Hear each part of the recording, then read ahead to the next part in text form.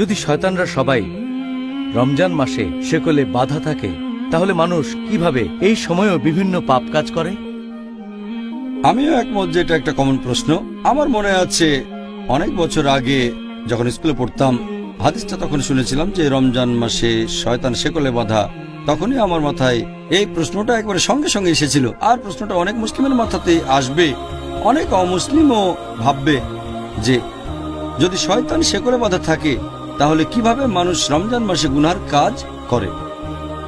এটা আমাদের নবী সাল্লাল্লাহু আলাইহি সাল্লামের একটা হাদিস। আমি আগেও বলেছি, সহিহ হাদিস আছে মুসনাদ আহমদে, খণ্ড নম্বর 2, পৃষ্ঠা নম্বর 230, হাদিস নম্বর 7148। এছাড়াও এই হাদিসটা আছে সুনান নিসাইতে, অধ্যায় নম্বর 5, হাদিস নাম্বার 2106। এখানে আমাদের নবীজি বলেছেন যে তোমরা সবাই শোনো, রহমতের মাস রমজান তোমাদের সামনে এসেছে। আল্লাহ তোমাদের নির্দেশ দিয়েছেন তোমরা এই মাসে রোজা রাখো। আর বেহেশতের দরজা এই মাসে খোলা অবস্থায় থাকবে, দোজখের দরজা বন্ধ থাকবে, শয়তান থাকবে শেকলে বাঁধা। এই মাসের একটা রাত 1000টা মাসের চেয়েও উত্তম। আর যে ব্যক্তি এই মাসের রহমত থেকে বঞ্চিত হয় সে আসলে হতভাগ্য মানুষ। এখন এই হাদিসে পরিষ্কার করে বলা হয়েছে যে রমজান মাসে শয়তান শেকলে বাঁধা থাকবে। প্রশ্নটাও বেশ লজিক্যাল। শয়তান যদি শেকলে বাঁধা, তাহলে মানুষ কেন এমন পাপ কাজ করে থাকে? এখানে একটা কথা বলবো, এটা সবাইকে বুঝতে হবে যে শয়তান যখন শেকলে বাঁধা, তার মানে এই না যে শয়তান শেষ হয়ে গেছে বা মেরে ফেলা হয়েছে। এখনো আছে, তবে শেকলে বাঁধা, মেরে ফেলা হয়নি। তাদের ক্ষমতা এখনো আছে, তবে তীব্রতা অনেক কম।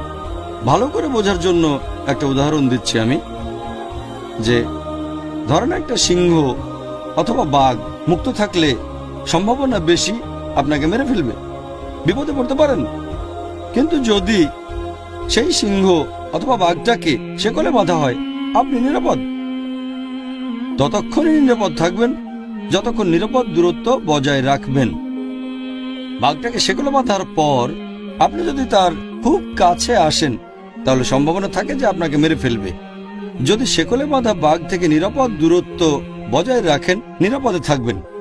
একইভাবে রমজান মাসে যদি শয়তান থেকে দূরে থাকেন, নিরাপদে থাকবেন আপনি।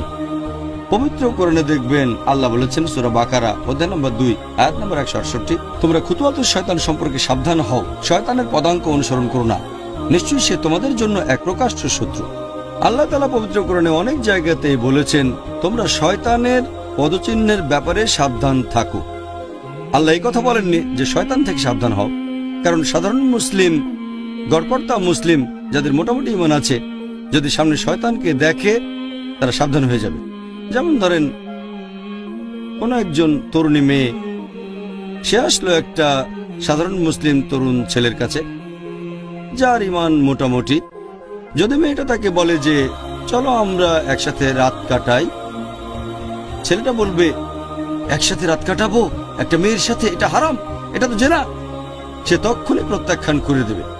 কিন্তু সেই একই মেয়ে যদি পরে সেই ছেলেটাকে ফোন করে তার সাথে কথা বলে, তখন সেই ছেলেটা ভাববে যে ফোনে একটা মেয়ের সাথে কথা বলবো, কোনো সমস্যা নেই, আমি তো শুধু একটা মেয়ের সাথে কথা বলবো। তারপর মেয়েটা বলল চলো কোনো ফাস্টফুডে গিয়ে আমরা খাই, ম্যাকডোনাল্ডসে বা কেন্টাকি ফ্রাইড চিকেনে, ফাস্টফুড দোকানে। আমি বেশ কিছু সময় ধরে একটা মেয়ের সাথে খাওয়া দাওয়া করবো ম্যাকডোনাল্ডসে, সমস্যা নেই। এভাবে ছেলেটা মেয়েটার সাথে খাওয়া দাওয়া করতে চলে যায় ম্যাকডোনাল্ডসে। তারপর মেয়েটা বলল চলো আমরা কোনো রেস্টুরেন্টে গিয়ে ডিনার সেরে ফেলি। রেস্টুরেন্টে বসে একটা মেয়ের সাথে খাওয়া দাওয়া করবো মাত্র কয়েক ঘন্টার জন্য, কোনো সমস্যা নেই। তারপর মেয়েটা বলল চলো আমরা একসাথে রাত কাটাই। তখন ছেলেটা বলবে একটা মেয়ের সাথে রাত কাটাবো, কোনো সমস্যা নেই। এটাই হলো খুতুওয়াতুশ শয়তান, শয়তানের পায়ের চিহ্ন। এ কথাটা কোরআনে বলা নয়, উদাহরণটা আমার নিজের বানানো। তাহলে আল্লাহ তাআলা আমাদের নির্দেশ দিয়েছেন খুতুওয়াতুশ শয়তানের ব্যাপারে সাবধান থাকো। শয়তানের পায়ের চিহ্ন, যদি শয়তান সরাসরি সামনে আসে, কোন সাধারণ মুসলিমের সামনে যার ঈমান আছে, সে সাবধান হয়ে যাবে, সেখান থেকে পালিয়ে যাবে। কিন্তু খুতুওয়াতুশ শয়তান এটা হচ্ছে খুবই বিপজ্জনক। তাই আমরা বুঝতে পারছি শয়তান যখন শেকলে বাঁধা, তার পদচারণা তখন সীমিত জায়গা, তাই অনেক পাপেরই সম্ভাবনা তখন কম। তবে যদি আমরা তার কাছে চলে যাই তাহলে সম্ভাবনা আছে তার দ্বারা প্রভাবিত হয়ে আমরা পাপ কাজ করে বসবো, গুনাহ করব। তাই আমাদের সাবধান থাকতে হবে যে রমজান মাসে যদি দূরত্ব বজায় রাখি তাহলে পাপ কাজ করার সম্ভাবনা কম। কিন্তু যদি শয়তানের কাছে চলে যায়, সে যদিও শেকলে বাঁধা, যেমন শেকলে বাঁধা অবস্থাতেও বাঘ চলাফেরা করতে পারে, শয়তানও ঠিক সেরকম। আমি ব্যাপারটা এইভাবেই দেখি। আমাদের নবী বলেছেন শয়তান শেকলে বাঁধা, তারপরও চলাফেরা করে। তবে দূরে থাকতে হবে। যদি দূরত্ব বজায় রাখি তাহলে নিরাপদে থাকবে। আর আমার মতে দ্বিতীয় কারণটা হচ্ছে যে এই পবিত্র রমজান মাসে যদিও শয়তান শেকলে বাঁধা, আমরা এটা ভুলে যাই যে বাকি 11টা মাস মুক্ত থাকে। আর এই 11 মাসে শয়তান মানুষকে যেভাবে প্রভাবিত করে সেটার প্রভাব আর ফলাফলটা রমজান মাসেও কিছুটা দেখা যায়। আপনাদের বোঝার সুবিধার জন্য আমি একটা উদাহরণ দিচ্ছি যে অনেক ড্রাগ ব্যবসায়ী যারা তাদের কাস্টমারদের বেছে নেয় কলেজ বা ভার্সিটির তরুণদের, প্রথম দিকে তারা কি করে, ড্রাগস ফ্রি দিয়ে দেয়। এভাবে তরুণদের ড্রাগস দিয়ে লোভ দেখায়, আর কিছুদিন পার হয়ে গেলে সামান্য টাকার বিনিময়ে ড্রাগস বিক্রি করে থাকে। এরপরে চার্জ করা শুরু করে অনেক বেশি বেশি। তবে ততদিনে তরুণরা সে ড্রাগসে আসক্ত হয়ে গেছে। যদি সে ড্রাগস ডিলার সেখানে নাও থাকে, তারা খুঁজে বের করবে তাকে, যেখানে থাকুক খুঁজে বের করবে, কারণ ড্রাগস তখন লাগবে। এরপর যদি সেই ড্রাগস ডিলার বা সেই ড্রাগ ব্যবসায়ী জেলখানার মধ্যেও বন্দী থাকে, তাহলে তারা অন্য ড্রাগস ডিলার খুঁজে বের করে নেবে, অথবা কেমিক্যাল শপে গিয়ে বিভিন্ন ওষুধ কিনে খেয়ে দেখবে তারা তো আসক্ত হয়ে গেছে। তাহলে এই লোকগুলো যারা ড্রাগসে আসক্ত হয়ে গেছে, অথবা বলা যায় শয়তান আসক্ত হয়ে গেছে, যদিও শয়তান শেকলে বাঁধা, তার প্রভাবটা রয়ে গেছে। তাহলে দেখতে পাচ্ছেন যে একজন মাদক ব্যবসায়ী, একজন ড্রাগস ডিলার উপস্থিত না থাকলেও তার প্রভাব আসক্তদের উপর ছড়িয়ে থাকে। এভাবে আমরা মানুষরাও পাপে অভ্যস্ত হয়ে গেছি। যদিও শয়তান এ সময় শেকলে বাঁধা, আমরা বারবার একই ভুল করি। তবে এই ক্যাটাগরিতে পড়বে যারা আসক্ত হয়ে গেছে, যারা পাপে আসক্ত, তারা এই কাজ করে। তবে সাধারণ মুসলিম, গড়পড়তা মুসলিম যে পাপে আসক্ত হয়নি, তাদের পক্ষে পাপ থেকে দূরে থাকাটা সহজ।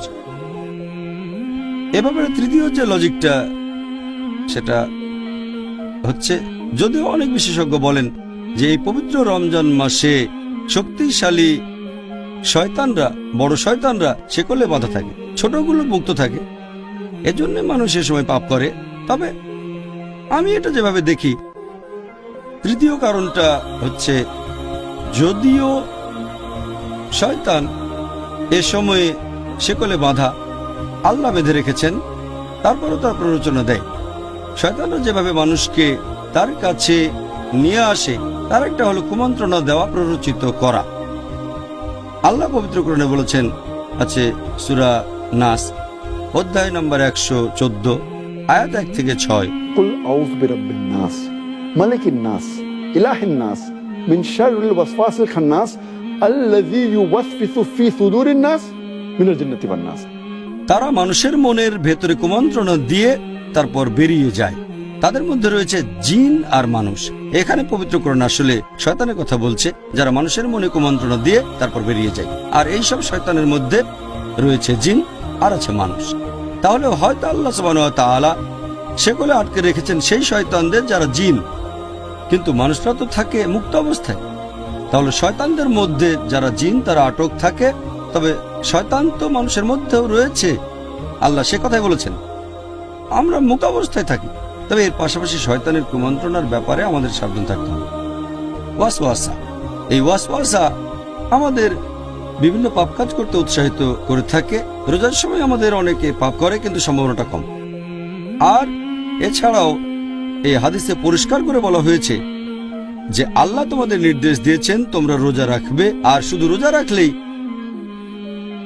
আমার মত অনুযায়ী শয়তানেরা শেকলে বাঁধা থাকবে। আমি সেই শয়তানের কথা বলছি যারা কুমন্ত্রণা দেয়। তাহলে নবী বলেছেন তোমরা রোজা রাখো, আল্লাহ তোমাদের নির্দেশ দিয়েছেন। শয়তান এ সময় সেগুলো বাধা থাকবে। তাহলে শয়তান যে কুমন্ত্রণা দেবে আপনি রোজা রাখলে তারা সেটা করতে পারবে না। শয়তানের কাছ থেকে দূরে থাকতে হলে আমরা রোজা রাখবো। যদি নিয়ত করে রোজা রাখেন আল্লাহর কাছ থেকে পুরস্কারের আশায়, তাহলে এই শয়তান প্ররোচিত করতে পারবে না। আর এটা লজিক দিয়েও প্রমাণ করা যায়। যদি চেক করে দেখেন যে এই সময়ে মুসলিম দেশগুলোতে অপরাধের হার কেমন, দেখবেন রমজানে কম। তবে অমুসলিম দেশগুলোতে অপরাধের হারটা একই রকম থাকে। এর কারণ হলো যেহেতু তারা রোজা রাখে না অমুসলিমরা, তাই শয়তান তাদের প্রভাবিত করতে পারে।